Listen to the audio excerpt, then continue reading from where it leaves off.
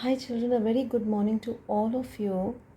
Today's story is not from Honeycomb for a change, it's from your English supplementary reader. The name of the reader is An Alien Hand. This is your reader, class 7th. I hope you can recognize your supplementary reader. And the chapter is chapter number 6, and the name of the chapter is I Want Something in a Cage. इससे पहले कि मैं chapter का explanation narration शुरू करूं, मैं आपसे कुछ पूछना चाहती हूँ। क्या कभी आपने ऐसा फील किया है कि आप कहीं पर टाइड अप हैं, कहीं पर बंद हैं और आपको तब कैसा फ़ील हुआ? मेरे साथ ऐसा हुआ है। एक बार मैं लिफ्ट में फंस गई थी और फिर इतनी ज़्यादा घुटन, इतनी सफोकेशन, ऐसा लगा कि बस मैं निकल जाऊं बाहर कैसे भी। लाइट चली गई थी इसलिए मैं जल्दी से निकल नहीं पा रही थी। That feeling of being suffocated, of being locked, of being tied up is something which I can not even define और एक्सप्लेन। ये इतनी भयानक सी फीलिंग होती है, इतनी बुरी फीलिंग होती है और आप बस उस वक्त कुछ भी नहीं चाहते, आप सिर्फ ये चाहते हैं कि कैसे भी करके आप बाहर निकल आएँ। So that feeling is something जो यहाँ पर इस स्टोरी में बहुत ही ब्यूटिफुली एक्सप्लेन की गई है, मेंशन की गई है, नरेट की गई है। स्टोरी थोड़ी सी कॉम्प्लिकेटेड लगेगी आपको, लेकिन मैसेज बहुत ही सिंपल है।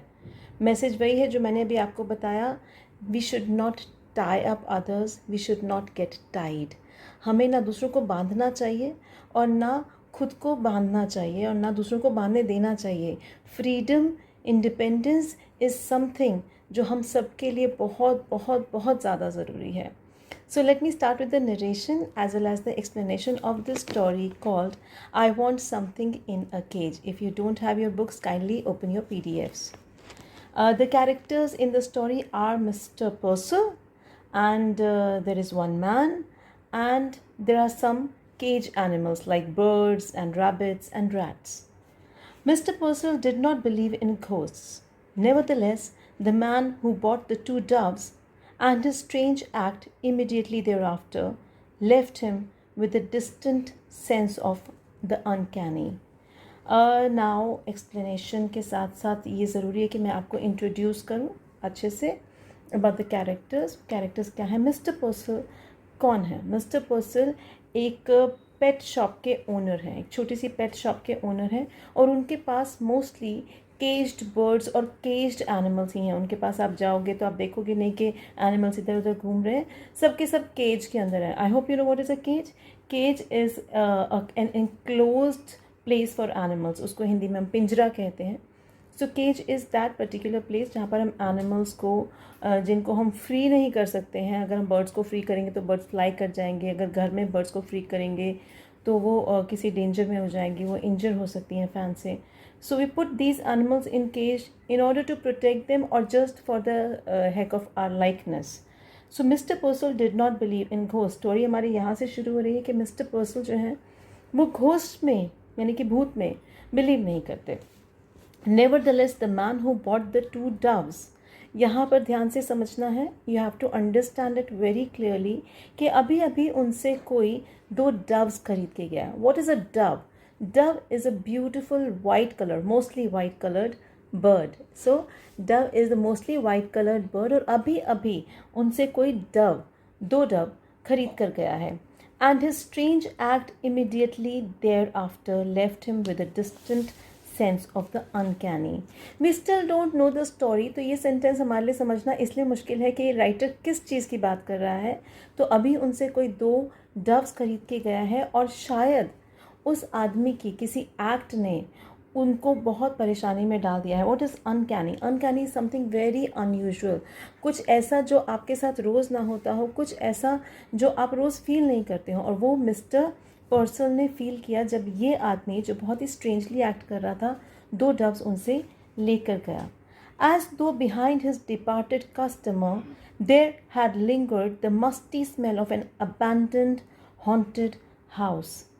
मिस्टर पर्सल कुछ ऐसा फील कर रहे थे जैसे कि जो उनका अभी कस्टमर था जो डव लेके गया वो अपने साथ कोई अजीब सी फील लाया, feel of an abandoned haunted house. ना अबैंडन हमें पता होता है, हॉन्टेड भी हमें पता है जिसमें एक भूत का फील आता है, जिसमें एक घोस्टली फील आता है। और उस आदमी के, उस कस्टमर के जाने के बाद मिस्टर पर्सल को बिल्कुल वैसा ही फील आया कि ये आदमी अजीब था, और इतना अजीब था जैसे कि ना आपको भूत के बारे में फील करके एक अजीब सा गूज बम्स, एक अजीब सा शिवर नहीं आ जाता कि यार ये कैसा फील हो रहा है, oh my God is this person normal, अभी मेरे पास से क्या गया, अभी मुझे कैसा महसूस हुआ। ख़ासतौर से हम बच्चे जो हैं वो कई बार चीज़ें, जो छोटे बच्चे हैं, मैं तो बच्ची नहीं हूँ खैर, छोटे बच्चे जो हैं वो इमेजिन करते हैं चीज़ें कि वो देखो वो किस चीज़ की शैडो है, चाहे वो पेड़ की शैडो क्यों नहीं हो। तो वो सब मिस्टर पर्सल के साथ हो रहा था, और उनको ऐसा लग रहा था कि कुछ स्ट्रेंज था उस आदमी के बारे में, कुछ हॉन्टेड, कुछ घोस्टली, कुछ अनयूजुअल, कुछ सुपर नेचुरल जो वो फील कर रहे थे उसके जाने के बाद। So the departed customer, who is a departed customer है, that person who has bought the doves. वो डिपार्टेड मीन्स जो चला गया, जो अलग हो गया। Mister Purcell was a small fussy man, red cheeks and a tight melon stomach. Now look at the physical appearance of Mr. Purcell. If this question arises, how you have to answer it. Now Mr. Purcell, he was a small, height was small. He was a fussy man, not a comfortable man to be with, as a little fussy man. Red cheeks, yes, and a tight melon stomach. Now what is a melon stomach? Melon, you know what is a melon? Melon is a fruit. It's a round fruit, a little mediocre in size. और उनका जो पेट था वो ऐसे ही गुलमटोल, just like a melon था. Large glasses magnified his eyes so as to give him the appearance of a wise and genial owl. He was wearing spectacles. We all know what are spectacles. और जो उसके थे वो magnified, मोटे मोटे उनके glasses थे, और वो ग्लासेस की वजह से मिस्टर पर्सल कैसे लग रहे थे, बहुत ही जीनियस, एक जीनियस आउल जैसा उनको फील आया था कि he was just looking very intelligent, intellectual, बहुत ही समझदार, वाइज टाइप के वो लग रहे थे because of his spectacles. He owned a pet shop. What did he own? He owned a pet shop. I told you in the beginning of the story. He sold cats and dogs and monkeys. He dealt in fish food and bird seed, prescribed remedies for ailing canaries, and displayed on his shelves long rows of ornate and glided cages. Important, very important. क्या था उनकी shop में? He sold what? Number 1, cats. Number 2, dogs. Number 3, monkeys. Number 4, fish food. Number 5, bird seed. And he used to even write remedies. That means he used to sometimes act as a veterinary doctor. कभी कभी doctor के जैसा वो, इतने सालों से उनकी pet shop थी, इतने एनिमल्स को आते जाते देखते थे, तो ऑब्वियसली उनको पता था कि अगर कोई एनिमल बीमार हो जाता है तो उसकी केयर, उसकी क्योर कैसे करनी चाहिए. तो वो कभी कभी बीमार कैनरीज मीन्स एनिमल्स के बारे में के लिए दवाई वगैरह क्योर लिख दिया करते थे.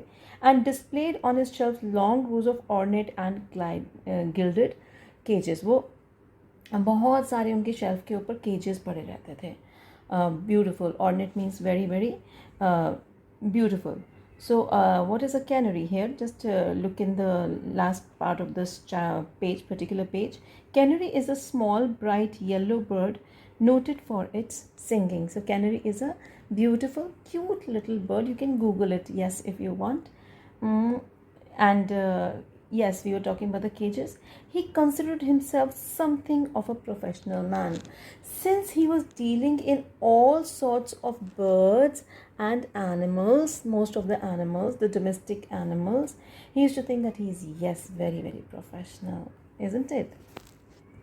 Yeah. So a constant stir of movement pervaded his shop. Whispered twitters, sly rustling, squeals, cheeps, and sudden squeaks.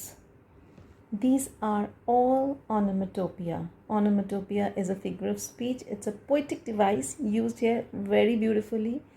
Onomatopoeia क्या होता है? Onomatopoeia means जो आप साउंड को प्ले करते हो, जैसे क्वैक, क्विक, बूम.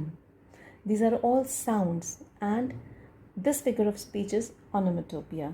So यहाँ पर ये बहुत ही beautifully यूज़ की गई हैं कि मिस्टर पर्सल की शॉप में ये आवाज़ें कंटिन्यूसली आती रहती थी. कॉन्स्टेंट स्टर ऑफ मूवमेंट, इतने सारे एनिमल्स होंगे, बर्ड्स होंगे, क्रीचर्स होंगे, आवाज़ें तो आएंगी. So pervaded his shop whispered twitters, twitters of birds, sly rustling, hustle bustle, this kind of sound, then squeals and cheeps and sudden squeaks. So बहुत सारी उनकी noisy सी शॉप थी. Small feet scampered in frantic circles. और बहुत सारे जो छोटे छोटे छोटे छोटे पैर जो थे बर्ड्स के, वो जो थे सर्कल्स में घूमते रहते. अगर आप केज में कभी भी ऑब्जर्व करो किसी भी बर्ड को, तो वो क्या होता है कि उसी केज के अंदर उसको घूमना है तो वहीं पे घूमती रहेगी. कई बार गोल गोल गोल गोल गोल गोल, बहुत क्यूट लगती हैं वो घूमते हुए. In frantic circles. What is frantic? Frantic means uneasy, uncomfortable, restless, impulsive. कि why frantic? क्यों restless होते हैं? Because they are not sure कि कब वो फ्री होंगी. First thing, they are not sure उनके साथ क्या होने वाला है. एक अनसर्टेनिटी होती है ना, क्योंकि they are not the master of their own, वो आज़ाद नहीं है. So that is why they are frantic in their movements. Frightened, yes, they are very much frightened, डरी हुई हैं. Bewildered, blindly seeking. Bewildered मतलब जैसे कि फीलिंग ऑफ रेस्टलेसनेस भी है और थकान है और बहुत ज़्यादा अनकम्फर्टेबल है. Blindly seeking, they are continuously thinking, और their body language is such कि जैसे कि उनको फ्रीडम चाहिए और कब मिलेगा उनको पता नहीं. So all in all, not a very good situation, not a very happy situation for these birds who are in the cage, or for these animals, canines, canaries, who are in the cage. They were at Mr. Purcell's cage or pet shop. Across the shelves pulsed this endless flicker of life. But the customers who came in said, "Aren't they cute? Look at that cage, they're sweet." अब जो shelf है उसके ऊपर ये सारे केजेस पड़े हुए हैं, और लाइफ कैसी है? Endless flicker of life. Life is very uncomfortable, life is very uncertain. लेकिन उस शेल्फ के पीछे की लाइफ की बात ये कर रहे हैं. उस शेल्फ के इस साइड पर कौन है? Customers, people who want to buy these animals, who want to buy these cages. And what are they saying? Oh my god, kitna cute. We have that expression these days. Oh baby, so nice. वो सारे expressions हैं. But they don't know actually में कि जो छोटे छोटे creatures हैं इनका भी दिल है, और इनको कैसा feel होता है जब ये लोग बंधे हुए होते हैं, बंधन के अंदर होते हैं. And Mr. Purcell himself would smile and briskly rub his hands and emphatically shake his head. And Mr. Purcell की body language तब क्या होती थी जब कोई appreciate करता था उनके caged these animals or canaries or birds को, he used to just brisk, yeah, and he was like, yes, they are so cute. दो हम सभी को reality पता होती है, लेकिन हर कोई उसको अलग अलग तरीके से परसीव करता है, देखता है. We all have different angles to see one situation and one circumstance, isn't it? होता है ना सबके साथ ऐसा. So this is the situation over here. Each morning, when the routine of opening his shop was completed, it was the proprietor's custom to perch on a high stool behind the counter, unfold his morning paper, and digest the daily's news. Morning का routine mister पर्सल का क्या था यहाँ पर बता रहे हैं. So he used to open his shop in the morning, and he used to just perch on, means what is perch? Just sit and settle himself on a high stool. एक से उस stool के ऊपर बैठ जाते थे जो counter के पीछे की साइड था. And he used to unfold his morning paper को खोलते थे और दिन की न्यूज़ अपनी पढ़नी शुरू करते थे. We all do that, if you observe the business people, those who have shop owners, if you have just observe the shop owners, they just sit in their shops. कुछ लोग क्लीनिंग करते हैं, कुछ लोग प्रेयर करते हैं, कुछ लोग ये सब करने के बाद न्यूज़पेपर पढ़ते हैं, कुछ लोग सबसे पहले न्यूज़पेपर पढ़ते हैं, चाय पीते हैं. So everybody has a set of routine. And mister पर्सल का क्या रूटीन था कि वो आते थे और सबसे पहले काउंटर के पीछे एक स्टूल के ऊपर आराम से बैठते थे. And then he used to open the newspaper to read the news. As he read, he would smirk. What is smirk? ये होता है smirk. Frown. This is frown. Reflectively purse his lips. I think purse is जैसे कुछ सोचते हुए हम कई बार lips को ट्विस्ट करते रहते हैं. That is pursing. Knowingly lift his eyebrows.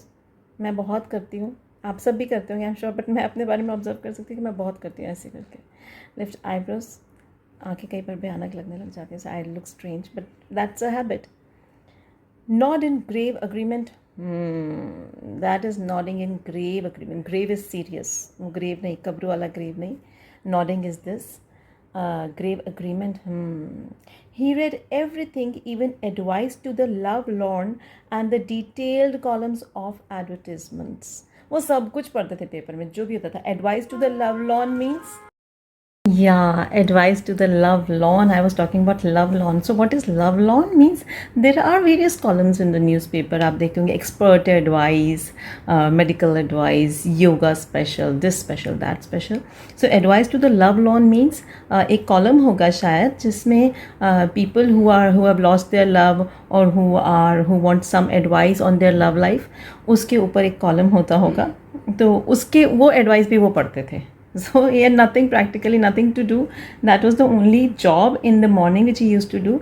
So उसमें पूरा डिटेल में न्यूज़पेपर पढ़ते थे, and even the ads which were not good for him or even which were good for nothing for him, he used to read the ads also. और बहुत सारे expressions उनके face पे आ रहे हैं, जा रहे हैं. Everything used to happen. It was a rough day. Back to the story. Just keep on reading. This is page 37 right now. It was a rough day. A strong wind blew against the high plate glass windows. Now we are talking about the climate here. What kind of climate was there on that particular day? जिस दिन की ये story है. It was a rough day. It was winter probably. And it was windy. बहुत हवा चल रही थी.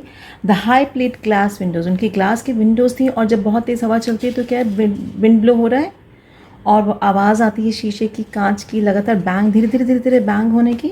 That was there. That is why probably it's called a rough day. Smoke filled the wintry city and the air was grey with a thick frost. पूरे उसमें क्या था, smoky smoky सा था और फॉगी सा, और बहुत ज़्यादा थिक जो थी वो फॉग सब जगह थी, फ्रॉस्टी सा था. Having completed his usual task, Mr. Purcell again mounted the high stool and unfolded his morning paper. तो उन्होंने क्या किया कि अपने जो थोड़े बहुत टास्क थे मॉर्निंग के वो किए जो करते थे, और उसके बाद वो अपने स्टूल पे बैठे. यूजुअल टास्क वही सब जो करते थे वही किया, और स्टूल के ऊपर बैठे और पेपर पढ़ना स्टार्ट कर दिया. He adjusted his glasses and glanced at the day's headlines. So एक बहुत ही जो बॉडी लैंग्वेज किसी भी एक इंसान का जो न्यूज़पेपर पढ़ते हुए होता है, अगर अपने ग्रैंडफादर फादर को ऑब्जर्व करो, even mothers, the way they read the magazines और द न्यूज़पेपर्स, वो क्या कहते हैं, ग्लासेस, अगर सनग्लास, वो सॉरी नॉट सनग्लासेस, स्पेक्टिकल्स अगर पहनती हैं तो ऐसे एडजस्ट करते. तो मिस्टर पर्सल ने भी अपने ग्लासेस को एडजस्ट किया और ऐसे करके बहुत सीरियसली वो न्यूज़पेपर को पढ़ना शुरू हो गए. Chirping and squeaking and mewing vibrated all around him, yet Mr. Purcell heard it no more than he would have heard the monotonous ticking of a familiar clock. रोज़ का रूटीन था, newspaper पढ़ना था, वहाँ पे बर्ड्स की chirping होती थी, squeaking होती थी, साउंड्स होती थी, नॉइजेस होती थी, वाइब्रेशंस होती थी. मिस्टर पर्सल के लिए सब कुछ मॉर्निंग की चीज़ें जो हैं वो इतनी ज़्यादा रूटीन में बंधी हुई थी that he was really not bothered. उनको वहाँ उनको क्लॉक की आवाज़ जो थी वो ज़्यादा सुनाई दे रही थी, और इन सब चीज़ों की आवाज़ उनको सुनाई ही नहीं दे रही थी. It happens when we are into certain routine, set routine होता है, तो मॉर्निंग रूटीन को हम फॉर ग्रांटेड लेते हैं, इग्नोर करते हैं. जैसे सनराइज़ को हम इग्नोर कर देते हैं, जैसे मून राइज़ को हम इग्नोर कर देते हैं, जैसे ब्यूटीफुल चीज़ों को हम इग्नोर कर देते हैं. और कई बार जो नॉर्मल रूटीन होता है हम उसको इग्नोर ही करते हैं कि ठीक है, बस की आवाज़ आई, हॉर्न की आवाज़ आई, डोर बेल बजा, फ़ोन बेल बजा, इट इज़ अ रूटीन. सो उनके लिए सब रूटीन था. And he ignored, may be he did not ignore, he was oblivious, क्योंकि हो ही रहा था रोज़, उनके लिए कोई नई बात नहीं थी. There was a bell over the door that jingled whenever a customer entered. एक इम्पॉर्टेंट बात उनकी पेट शॉप की क्या थी कि उनका जो डोर था उसके ऊपर एक बेल लटकी हुई थी. अब जब भी कोई डोर खोलता था तो वो एंटर करता था एनी कस्टमर, तो वो बेल जो है ऑटोमेटिकली बेल टच होती थी और बेल बजती थी. This morning however for the first time mister Purcell could recall it failed to ring.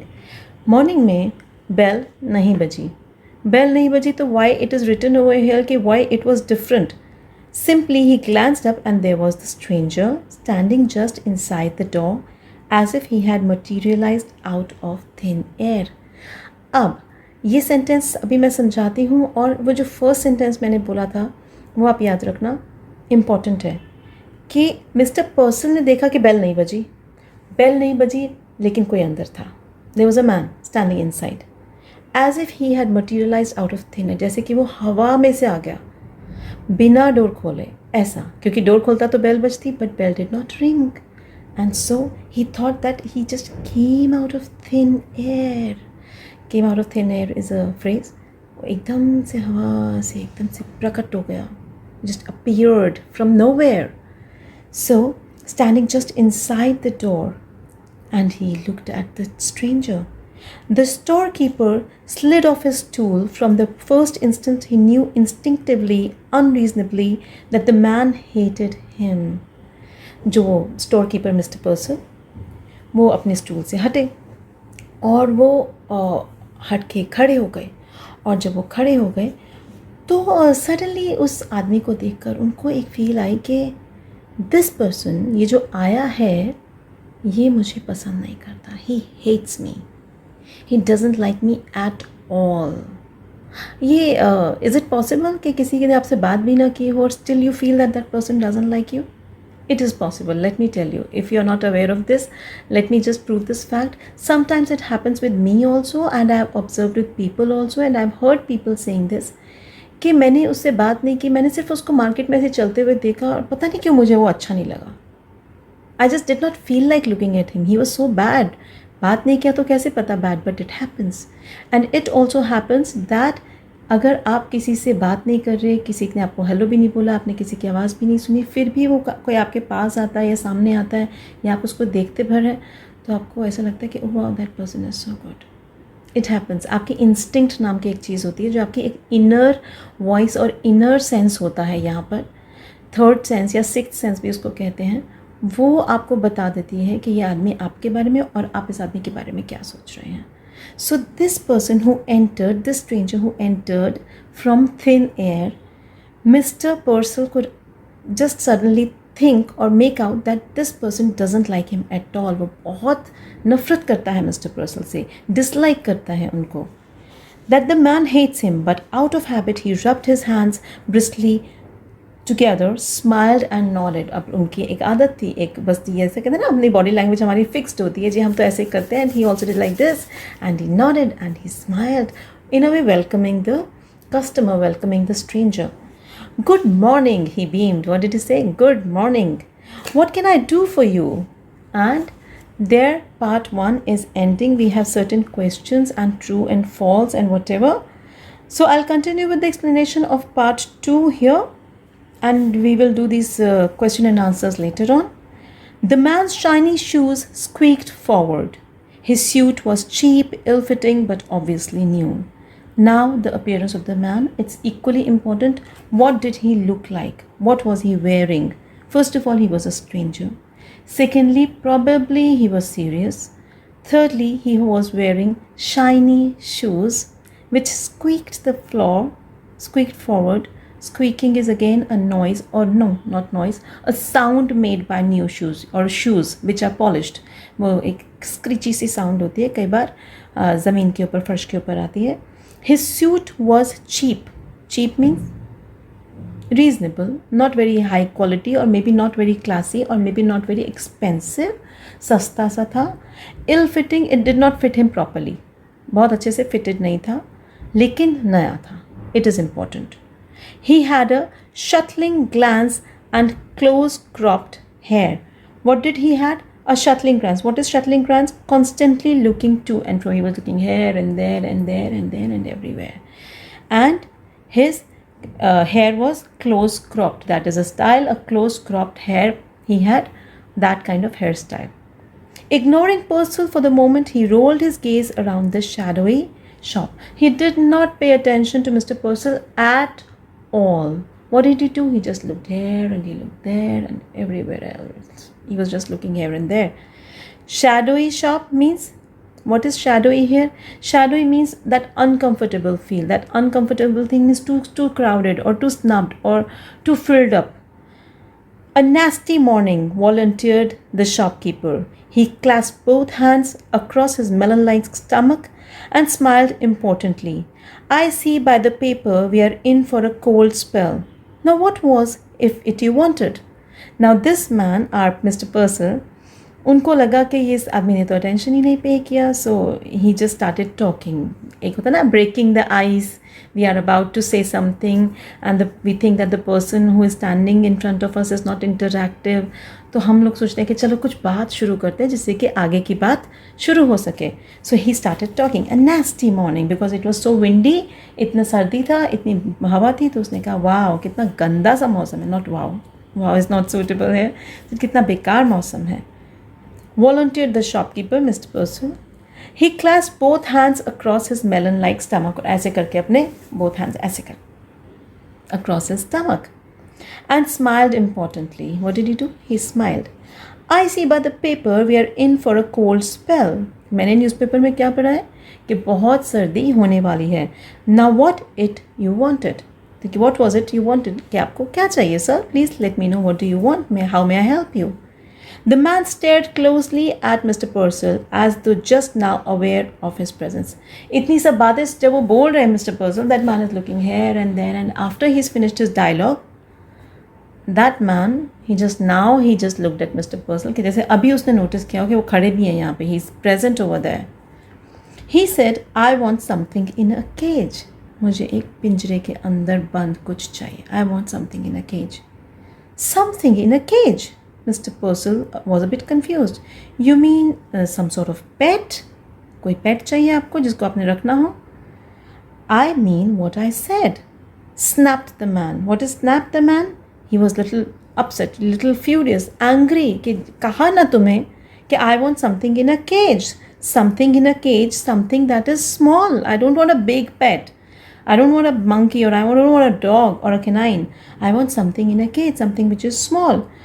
I see, hastened the storekeeper, not at all certain that he did.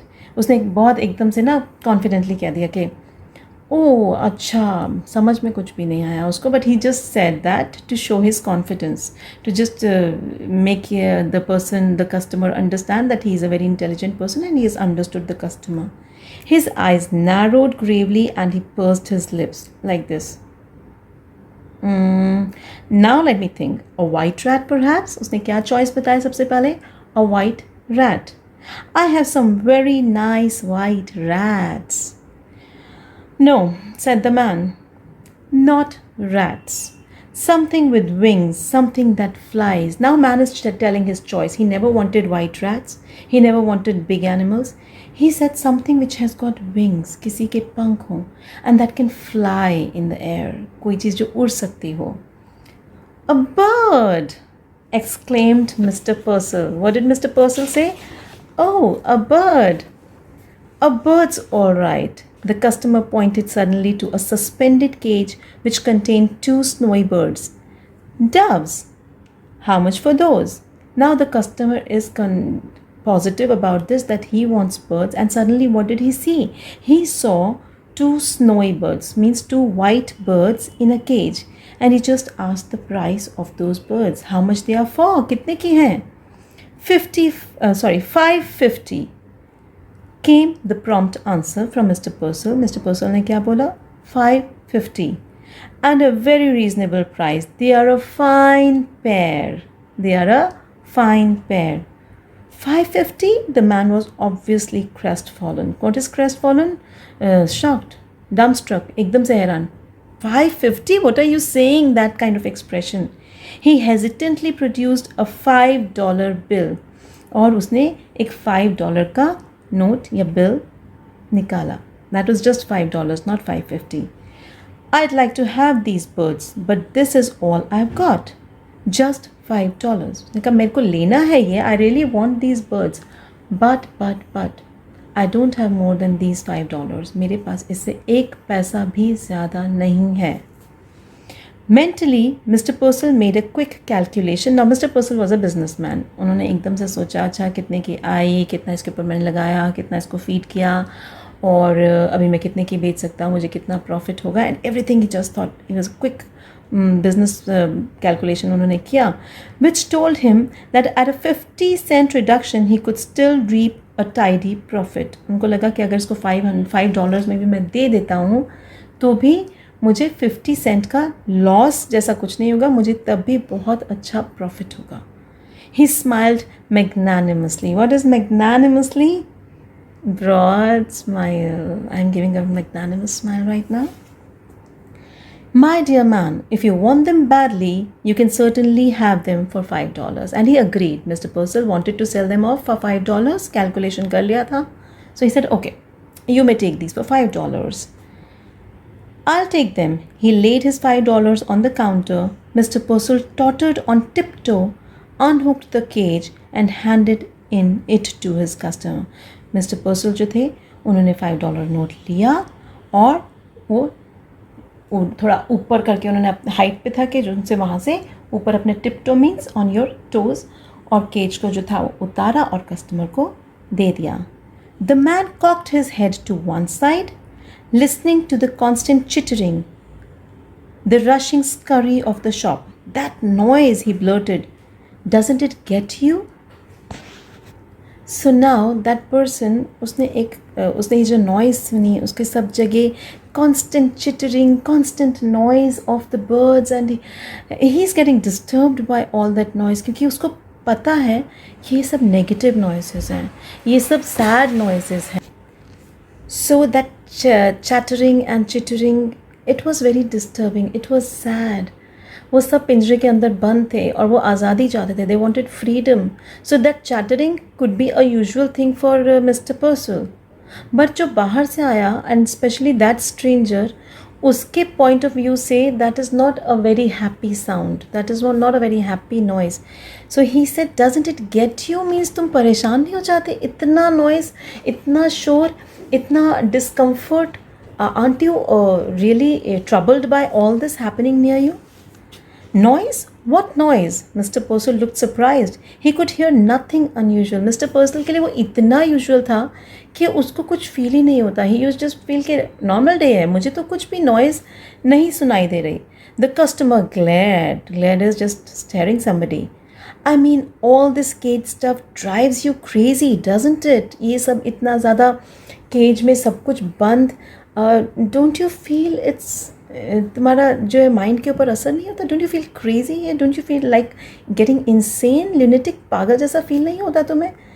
इतना सब कुछ इतना noisy, सब केज के अंदर बंद. Mister पर्सल Drew back. Either the man was insane or drunk. He said hastily, yes, certainly, I guess so. Now he was a customer. Mr. Purcell did not agree with him, but still he had to show what? That yes, whatever you are saying, Mr. Customer, you are all absolutely always right. आप बिल्कुल सही कह रहे हो. हाँ, बिल्कुल आप ठीक कह रहे हो. Certainly, I guess so. He just अंदर से क्या सोच रहे थे कि is this man okay? I feel he's insane. ये तो सिर्फ नॉइज़ है caged birds की, caged animals की, इसमें परेशान कैसा होना? Listen, the staring eyes came closer. How long do you think it took me to make the $5?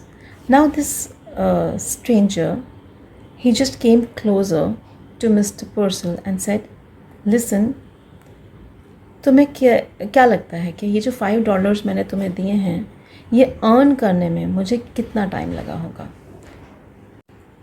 The merchant wanted to order him out of the shop, but oddly enough he couldn't. After listening to this so-called silly question, that how much time did it take me to earn those or to make those $5, the merchant, or that means Mr. Purcell, thought that this man is completely out of his mind, completely insane, बिल्कुल ही पागल है, तो मुझसे ऐसे questions पूछ रहा है. And he just wanted to tell him, please get lost. You have taken your doves, now go away from my shop. But he could not say that. He heard himself dutifully asking, why? How long did it take you? और वो कह नहीं सका कि please आप चले जाइए, तो उसने कहा कि अच्छा, कितना टाइम लगा आपको ये $5 अर्न करने में? The other laughed. 10 years at hard labor, 10 years to earn $5, 50 cents a year. उसने क्या बताया?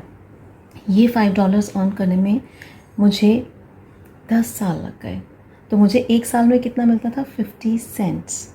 और ये $5 मुझे 10 साल के हार्ड लेबर, कड़ी मेहनत के बाद मिले. It was best, Purcell decided, to humor him. My, 10 years? That's certainly a long time now. So उसने कहा कि बेटर है कि मैं थोड़ा अपना ह्यूमर को यूज़ कर लूँ. Let me laugh about it. Oh my god, 10 years, only $5. That's something. They give you $5? Laughed the man. And a cheap suit? And tell you not to get caught again. So this man said, they give you. Now who is they? I will tell you who is they, but little later. They give you how many dollars? $5. Some people, they give you $5. आपको कुछ लोग जो हैं $5 देते हैं, एक cheap suit देते हैं which he was wearing eventually, and tell you not to get caught again. और क्या कहते हैं? दोबारा यहाँ पर पकड़े हुए मत आना. Can you judge something? Can you think of something?